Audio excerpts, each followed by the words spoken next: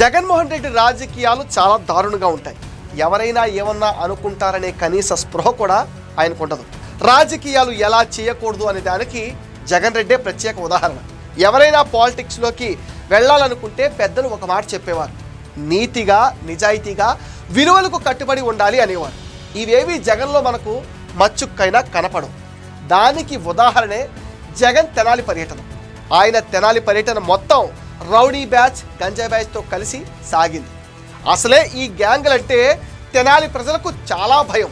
వీళ్ల వల్ల గత ప్రభుత్వంలో ఎన్నో ఇబ్బందులు పడ్డారు. జగన్ ఈ బ్యాచ్లతో ఊరేగుతుంటే జనం బయటకు వస్తే ఒట్టు. రౌడీ షీటర్లకు, గంజాయి బ్యాచ్కి అండ్ పోలీసులపై హత్యాయత్నం చేసిన నిందితులకు జగన్ అండదండలా అంటూ జనం విస్తుపోతున్నారు. ముఖ్యమంత్రిగా పనిచేసిన వ్యక్తి నేరస్తులను పరామర్శిస్తున్నాడంటే సమాజానికి ఏ మెసేజ్ ఇస్తున్నాడని జనం ప్రశ్నిస్తున్నారు. ఓ పోలీసుపై హత్యాయత్నానికి పాల్పడిన రౌడీ షీటర్కు పోలీసులు 3rd డిగ్రీ ఇస్తే తప్పేంటని ప్రజలు అడుగుతున్నారు. ఇక జగన్మోహన్ రెడ్డి ఏకంగా నేరస్తులు ఇళ్లకు వెళ్ళి పరామర్శించి వస్తున్నాడంటే ఇంతకన్నా దారుణం మరొకటి ఉండదు.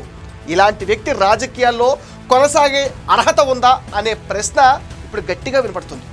రాజకీయాల్లో ఆత్మహత్యలే తప్ప హత్యలుండవు అనే సామెత జగన్ లాంటి వారిని చూసే వచ్చిందేమో.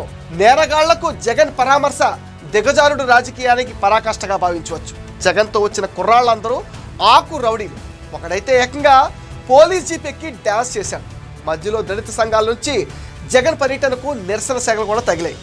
గంజాయి బ్యాచ్ను పరామర్శించి రాజకీయంగా జగన్ ఆత్మహత్యకు పాల్పడ్డాడని రాజకీయవేత్తలు అంటున్నారు. నేరగాళ్లను వెనకేసుకొచ్చే నాయకుడిని ఎవ్వరూ సమర్థించరు. 2019లో ఒక్క ఛాన్స్ అంటూ వచ్చిన జగన్ రెడ్డికి అధికారం ఇచ్చి చాలా తప్పు చేశామనే అభిప్రాయం ప్రజల్లో ఉంది.